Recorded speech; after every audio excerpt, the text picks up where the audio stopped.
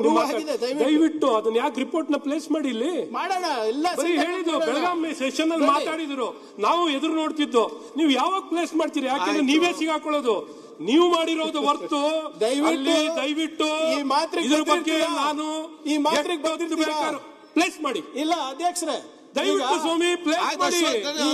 ನಾವ್ ಎದುರು ನೋಡ್ತಾ ಇದ್ದೀವಿ. ಪ್ಲೇಸ್ ಮಾಡಿ ಅಂತ ಹೇಳಿದ್ರಿ, ಅವ್ರು ಹೇಳ್ತಾರೆ ಕೂತ್ಕೊಳ್ಳಿ. ಈಗ ಹೇಳಿದ್ರು ಹೊತ್ತು ಮಾಡ್ಲಿಲ್ವಲ್ಲ ಸಭಾಧ್ಯಕ್ಷ. ಆಯ್ತು, ಅಳಂದ ವಿಚಾರದಲ್ಲಿ ನೀವು ಮಾತಾಡ್ತೀರಿ. ಅಳಂದ ವಿಚಾರದ್ದು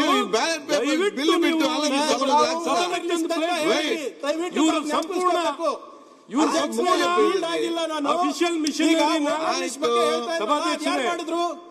ಎಲ್ಲಾಯ್ತು ಇವ್ರು ಯಾವ ರೀತಿ ದುರ್ಬಳಕೆಯನ್ನು ಮಾಡಿದ್ದಾರೆ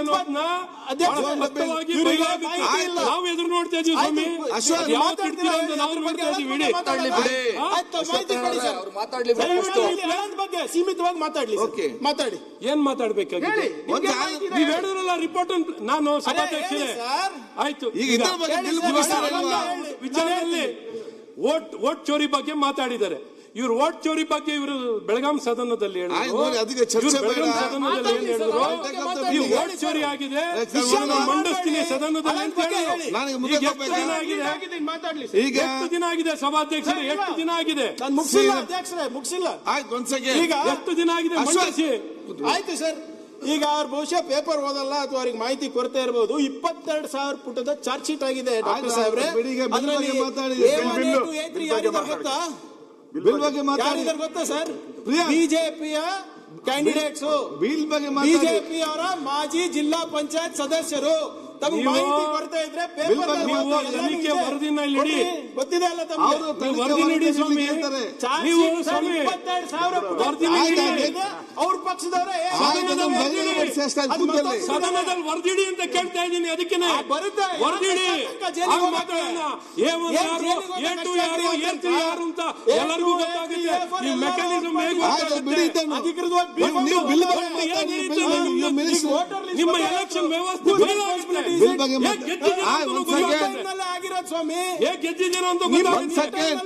ಚುನಾವಣೆ ಯಾವ ರೀತಿ ನಡೆಸ್ತೀರಾ, ಚುನಾವಣೆ ಯಾವ ರೀತಿ ನೀವು ಮಾಡ್ತೀರಾ ಅನ್ನೋದು ಪ್ರತಿಯೊಬ್ಬರಿಗೂ ಬಯಲಾಗುತ್ತೆ. ಅಧ್ಯಕ್ಷರೇ, ಈಗ ಅವ್ರ ಅಳದ ಬಗ್ಗೆ ಅಷ್ಟು ವಿಶ್ವಾಸದಿಂದ ಹೇಳಿದ್ರಲ್ಲ, ಅವ್ರು ಬಹಳ ಸಾಚರು ಅಂತ.